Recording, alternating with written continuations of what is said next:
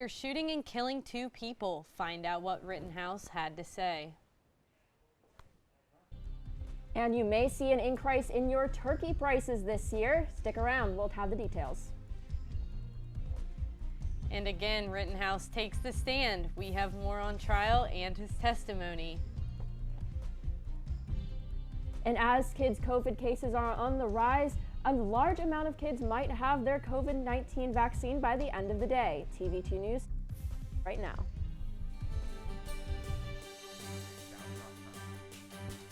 This is TV2 News.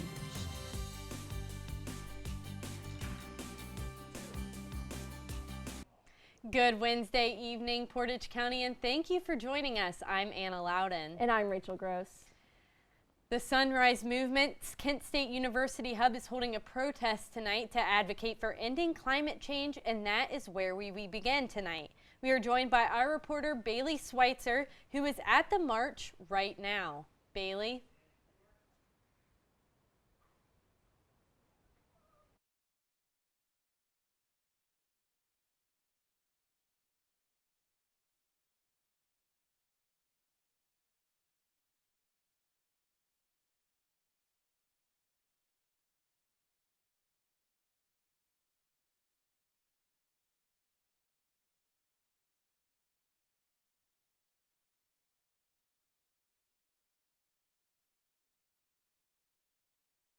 Technical difficulties with that right now.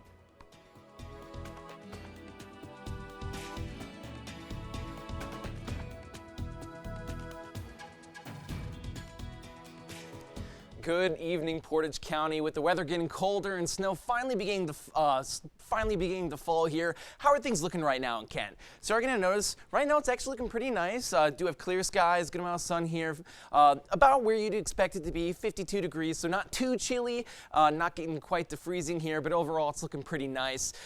Clear skies, that's great to see, although that won't last for too long because as we move into this evening here, the clouds are going to start to roll in and the temperature is going to drop down to 46. So getting a little bit chilly, not as bad as it will be later this week, but a little bit chilly here. You're going to notice it's going to stay 46 pretty consistently all throughout midnight here, and overall low chances of rain, so that's great to see. Just be ready for the slightly chilly weather if you got any late night errands today. And then taking a look at the Northeast Ohio temperatures here, it's pretty interesting actually. So they're going to kind of vary around mid to high 40s here. With Ashtabula being at 49 degrees and the outlier here actually being 56 degrees in Kenton. So decent difference there considering it's all Northeast Ohio, but overall the temperatures are not too bad about what you'd expect for this time of the year, although that's not going to last too long because as we move into later this week, we will be seeing some snow. And yeah, that's all from me. Back to you guys at the desk. Thanks, Michael. Now, Theodore Roosevelt High School in Kent was on lockdown today after a student brought a fake gun into the school. The Kent police made a Facebook post today about the incident and in a later press release stated that the suspect was arrested and charged. 18-year-old Javion Bobbitt will face the charge of illegal conveyance of a weapon or object indistinguishable from a firearm in a school safety zone, which is a felony 5 charge. The lockdown was lifted after approximately 10 minutes and no one was injured. And Ohio lawmakers have advanced a bill allowing Ohio teachers and other personnel to carry firearms on school grounds. House Bill 99 would allow teachers to carry guns at school after they complete firearms training that meets or exceeds the training required for a concealed carry license. The legislation was voted out of the House Criminal Justice Committee on a party line vote. The bill, which soon may be headed to a final House vote, is co-sponsored by 4 House Republicans. The Haven of Portage County will be serving Thanksgiving dinner to those who are homeless or alone on the holiday. The dinner will include turkey and all of the trimmings and will be on Thanksgiving Day from noon to 1:30 p.m. at the Immaculate Conception Parish Hall in Ravenna. The Haven is also looking for volunteers willing to serve or prepare parts of the meal. You can visit portagehaven.org for more information.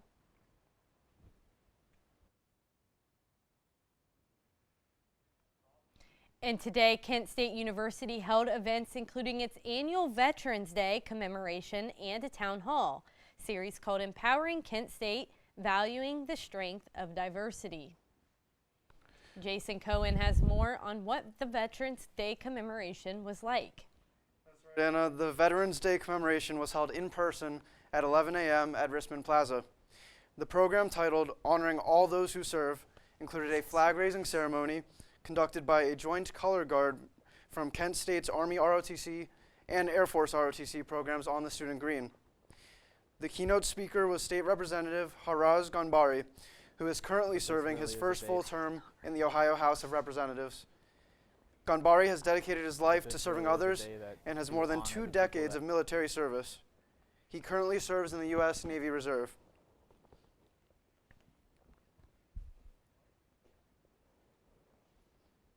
Put others before themselves, and that made not the ultimate sacrifice, but they did pay their respects and did their due diligence. It puts a positive aspect on the military. I believe that we're still trying to get that respect back here, but I believe that this is a really great event for that. Also today, the Division of Diversity, Equity, and Inclusion, in collaboration with the College of Arts and Sciences, held the second session in this year's Town Hall series and was called What is Critical Race Theory and Intersectionality? The speakers were Charmaine Crawford, Carla Gore, and Lynn Itagaki. They discussed the wording of Ohio House Bills 322 and 327 being too broad and how they could lead to confusion about teaching critical race theory in schools. The next town hall session will be called Embracing Our International and Immigrant Community and will be held virtually on Thursday, December 2nd, 4 to 5:30 p.m.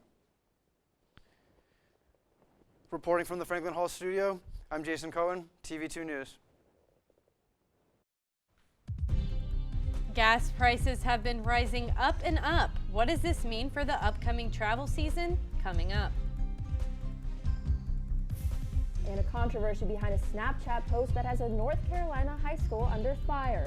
More details ahead as TV2 will be right back. Kent State's most generous annual tradition, Giving Tuesday, is here. Golden Flashes are known for giving back, and this month, your generosity goes even further with matching gifts, incentives, and challenges. Join in by supporting the fund that matters most to you. At Kent State, what sets us apart is how we come together. Every one of us has a voice, and every voice has the power to shape the world. Ours is no different. Our voice is 85 years in the making. A voice that's more than 700 students strong, one of the largest in the nation. It's 10 different award-winning media partners sharing 34 outlets, all working united toward a common goal. Our voice reaches 30,000 households on TV, over 22,000 magazine readers per year, 500,000 newspapers, feature films in stores nationwide. Our voice is pride in what we do. It empowers students, emerging professionals, to ask tough questions and demand answers. We believe in our voice. We believe in its ability to change the world. And our voice makes us who we are.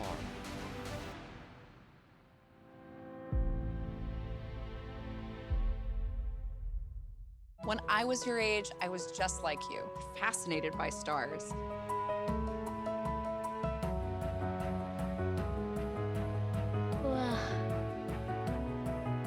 But now I get to search for life in the universe. And who knows, maybe life is looking for us too. So we're like aliens to them? Yeah. Does anyone want to be a scientist now? I do. Awesome. We need more girls in STEM. Maybe we can find aliens.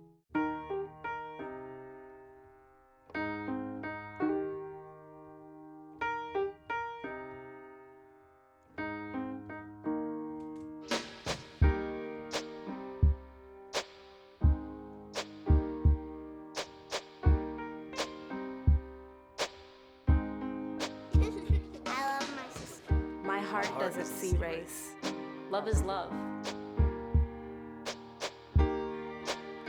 Welcome back. Now heading into Akron, a tattoo shop that represents diversity, equality, and a safe environment. TV2's Shane Troyano explains the importance of this particular shop run by all women. Hi, Shane. That's right, Anna and Rachel. Now, despite getting a tattoo being a pretty painful experience for some, the Black Amethyst Tattoo Company is trying to make its shop a safe and comfortable location to get that sharp needle. That sound probably makes you think of one thing: tattoos. But this shop wants to make getting that needle the most comfortable experience you can get. I wanted to create a space where my clients felt safe and comfortable. Tattoos are already scary, like let's not make them scarier. The Black Amethyst Tattoo Company is a tattoo shop located in Akron, Ohio. But here's the kicker: it's run by only women. We do offer a safe space for everybody. There's a lot of women, myself included, that have been in uncomfortable situations with men, and it's just nice that you can come here and not have to worry about that. The shop says that despite the COVID-19 pandemic, business is at an all-time high. It's the busiest that we've ever been. I don't know if people are working from home so their boss can't tell them not to get their face tattooed, but it's never been busier. And from customers' reactions, Definitely my best experience. It is by far my favorite. people are agreeing that this shop lives up to the hype. So I feel very comfortable in this shop, and everyone here is really nice. It is an experience, like an all-female shop, because you don't get that. It's not a very common thing. Since the shop's opened in October of 2019, it's offered artists who do many different styles of tattoos, such as black and gray traditional, watercolor, and so much more. What I specialize in is American traditional and Japanese traditional. I do really enjoy doing really big, colorful, glittery stuff. Neo-traditional, but like in a weird way, like glittery and super colorful. Beyond wanting to give people the tattoo of their dreams, if this shop hopes for one thing, it's to inspire. Maybe we could inspire other people to create more safe tattoo spaces. She was raising her hand. Me, it's me. Reporting in Akron, I'm Shane Troyano, TV2 News. Thanks, Shane. Now moving to Portage County, it will be partnering with the UJ Portage Medical Center and Neomed to hold small-scale vaccination clinics for children 5 through 11. Clinics will be walk-in with no appointment needed at the new Neomed Center in Rootstown.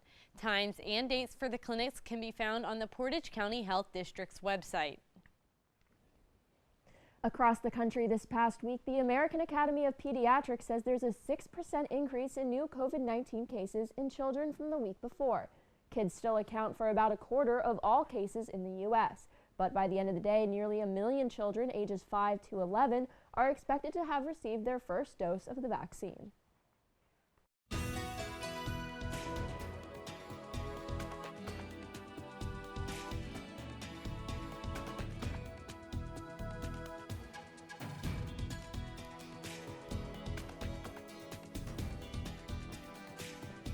Well, the holiday season is quickly approaching. I'm worried about the cold weather coming soon. Yeah, and especially with the cold weather, you know, you got the COVID and the flu season coming up, rapidly approaching as well. Yep, and along with that cold weather, you know, that means people are going to be inside more often, which means higher increased rates of spreading the flu. So just be careful for that. And taking a look at the radar here, actually, overall it's looking pretty clear, which is great to see, you know. So very clear, at least for the near future here. You will see there is a slight bit of precipitation here on the upper right side here, but that should dissipate before it gets anywhere near us. So for the next couple days, it should be pretty clear, no precipitation, so that's great to see. But as you will notice as we move forward here, that's not going to last for too long. But taking a look at the statewide temperatures here, you have already noticed it, I'm sure. The outlier here is Cincinnati, with it being 53 in Lima, you know, about mid to low 50s on the north side of Ohio here. And then as we move down south, especially the southern west side, Dayton is sitting at 60 and Cincinnati at 64. I don't know what's going on there, but it's substantially warmer. So I just thought that was pretty interesting to see. And taking a look at the weekly temperatures here, tomorrow is looking really nice with it almost being 70 degrees, 67 degrees tomorrow, 24% chance of precipitation, but overall it's looking pretty nice. Will be some clouds, but it's gonna get pretty chilly as we move into the evening. The clouds will clear up as we move further into the week here, with it being pretty sunny on Friday, and with it getting substantially colder over the weekend at 41 degrees and 32 degrees. Pretty much freezing in the evening, so be careful for that. And as we move into the start of next week, You will notice that we do have some snow there, but that should clear up as we get into next week there, and the temperatures actually will rise quite a little bit to 61 degrees here on Wednesday. And that is everything that I have for you for this week. To stay updated on all things Kent weather, visit kentwire.com. This has been Michael Vicario, your Wednesday newscast weather anchor. Stay warm and safe, Portage County. Back to you guys at the desk. Thanks, Michael. A school in North Carolina is under fire after students recorded a transgender student while using the restroom. The 16-year-old student from Burns High School in Cleveland County said the video was posted to Snapchat while he was washing his hands. The mom said the school has been slow with the response to the issue and thinks that they have mishandled the situation. NASA's plans for the first human mission to the moon in more than 50 years are delayed just a couple more. The Artemis missions would put the first woman and person of color on the moon, but won't happen until at least 2025. NASA's leader says there are a majority of factors in play with this decision, including delays from the pandemic and a lack of funding. And Kyle Rittenhouse took the stand today in Wisconsin after facing 2 counts of homicide. Rittenhouse said he had no other option than to shoot the 2 men in August and wound the third, and claimed he was protecting himself. Rittenhouse broke down while on the witness stand, saying he did not intend to kill them and he was trying to get them to stop attacking him. The jury will have to decide if Rittenhouse reasonably believed he was in danger and if he needed to use the force he did. TV2 will continue to update you as the trial progresses. Year after year, the days around Thanksgiving are some of the busiest travel days. Last year, of course, was a little different. But as Britt Conway reports, we might get a glimpse of pre-pandemic travel this holiday, even as gas prices have people paying more at the pump. Think about this time last year. We didn't have a vaccine. People were scared. Folks just kind of stayed home. But this year, with vaccines, comes A lot more confidence. People are feeling better about traveling. ready to get back out there. It's almost going to feel like 2019 all over again, which was a really big year. We're close to pre-pandemic numbers. Which means loading up on beans, greens, potatoes, tomatoes might mean packing into planes or tackling traffic. AAA expects more than 53 million people will travel this Thanksgiving holiday, a 13% increase from last year. But as the economy rebounds, the price of crude oil skyrockets, putting pressure on the White House to act. We have tools in our tool belts that we can potentially address this with.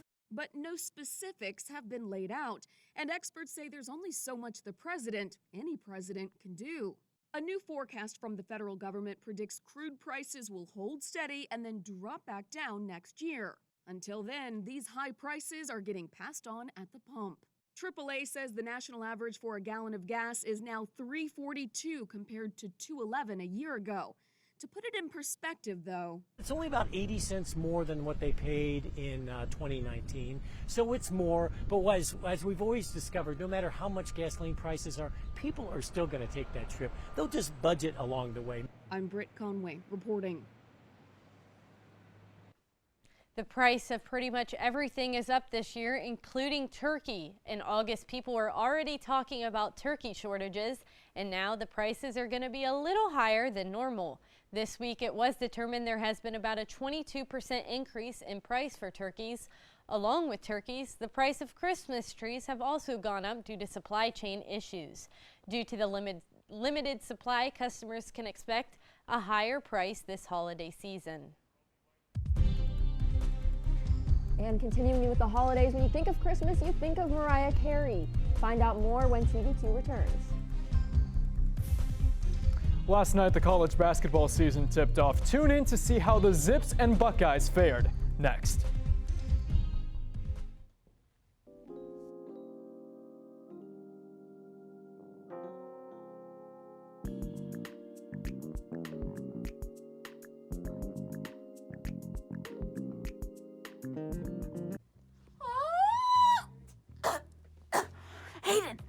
Hayden, I can't speak. Who's gonna do the commercial if I can't speak? I mean, I think the obvious decision is that I'm going to be the voice. I am, an ex-theater major. Whatever, an ex-theater major. I am a theater major. I have a theater performance minor. Mine is just as important. I bring the entertainment to this show, so go ahead. Obviously it should be me, because ain't nobody as fierce as I am. Oh, no. It should be me, because I'm a freshman. And obviously freshmen are more important, right? No, it should be us, because we're the oldest. Exactly. And we have Andy Joe. Hello.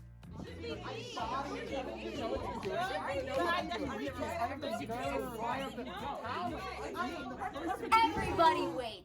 The only voice that should end this commercial is the College Voice, Fridays at 2 p.m. Now say it with me. Watch the College Voice on Fridays at 2 p.m. Wizard, roll for deceasedness. My Dark Wizard casts Super Fireball. The wizard has only rolled an 8. What? This is garbage! Spell. No way a roll like that 10. doesn't hit a level 1 I goblin. have Are 7. you serious? You gotta be Oh my God! I have What is it's going just a baby on? goblin. Cease your quarreling, children. What? No! What are you doing, you crazy monster? Nanny? Oh my What? You should stop being nerds and playing D&D and be nerds and watch All Systems Go Wednesdays at 9, where we talk everything from movies, games to anime and more. Yeah, no, yeah.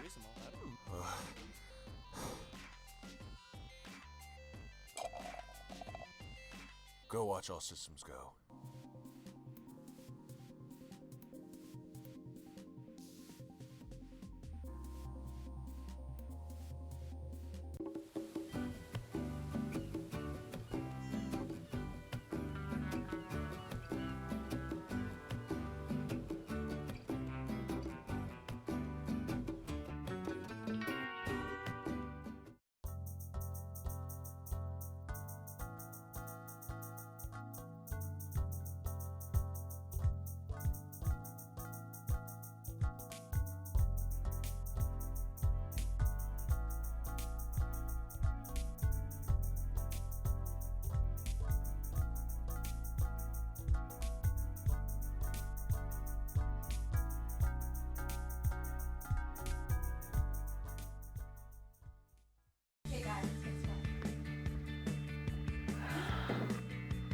I gotta tell Michaela. What? Oh my gosh! That you would not believe. What?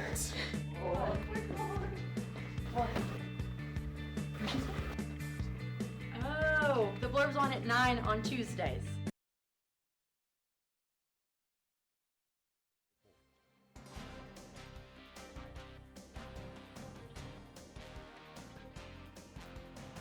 Welcome back to TV2 News. Now, the Golden Flashes are at Central Michigan tonight, and Kent is first in the MAC, so this is sure to be a big game tonight. Isn't that right, Matt? Hey, no doubt about it, Rachel. This game for Kent State might be a little bit under the radar for the Golden Flashes because next week they'll head to Akron to play that school down the road. However, Sean Lewis's crew has got some business to take care of before then against the Chippewas. Both teams come into the game 5-4 and winners of 3 of their last 4 games. But for the Golden Flashes, their Achilles heel has been their games away from Dick Stadium, as they are 1-4 on the road this season. In order to stop that narrative, Kent State needs to stop Central Michigan on the ground, as they have the MAC rushing yards later on the season and third-year redshirt freshman Lou Nichols II.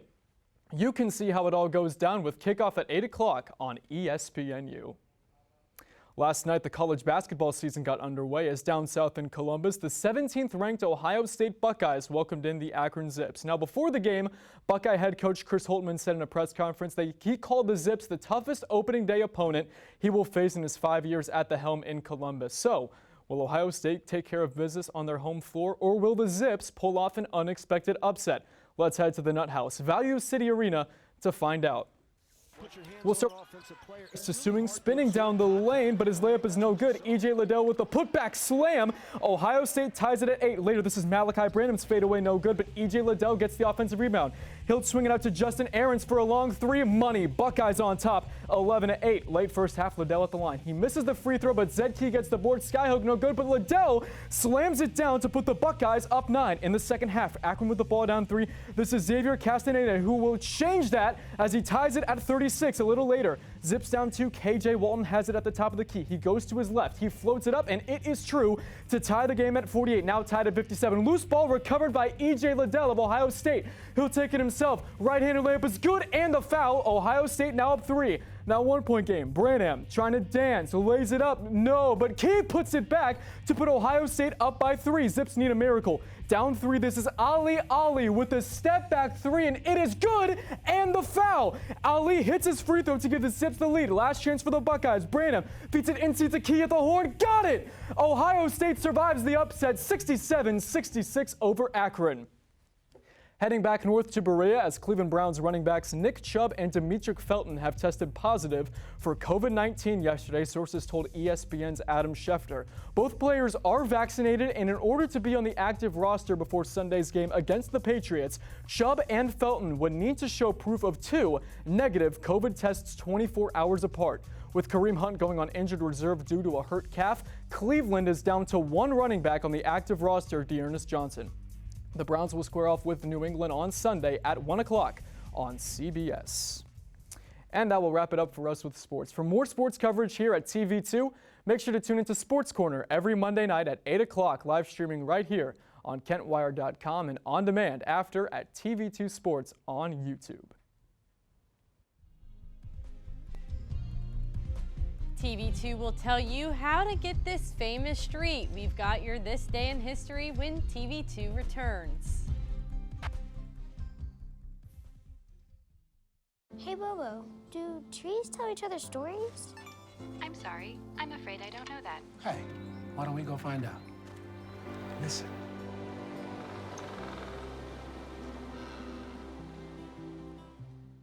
I know kids worry about a lot of things. Getting enough food to eat shouldn't be one of them. Through a nationwide network of food banks, Feeding America serves virtually every community in the United States.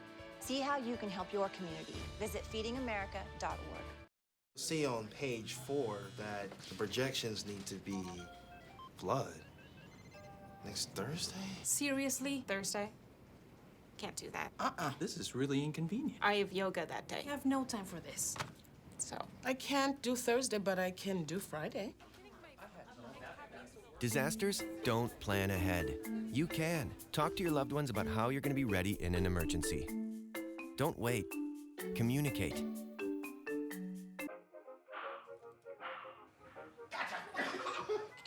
I surrender. All right, pal.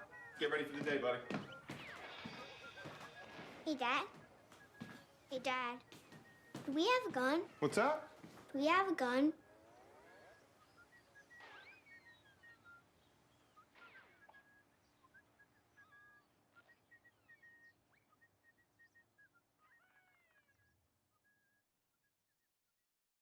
The Christmas Queen and McDonald's are teaming up for a special Mariah Carey menu next month. From December 13th through December 24th, McDonald's is giving away a free-ish food each day. Customers have to buy at least a $1 item and order on the McDonald's app to get the giveaway. Items on the Mariah menu include a Big Mac, pancakes, chocolate chip cookies. It's all you'll want for Christmas this year. McDonald's has had success partnering with celebrities like BTS, Travis Scott, and Sweetie. And today in history, on November 10th, 1969, the iconic TV show Sesame Street made its debut. It has since become the most widely viewed children's program in the world, and characters like Elmo, Miss Piggy, Kermit, and the rest of the Muppets have found their way into everyone's hearts. The show introduces kids to the alphabet, counting, and even tougher real-world subjects through puppets, animations, and live actors. Since 1969, over 80 million Americans have watched Sesame Street. And I know I am one of those 80 million Americans. I definitely have watched an episode of Sesame Street in my time. But that about wraps up our Wednesday newscast. Thanks for sticking with us tonight. To stay up to date on everything news, follow us on Instagram, Facebook, and Twitter at Kent Wired. I'm Rachel Gross. And I'm Anna Louden. Have a great night, Portage County.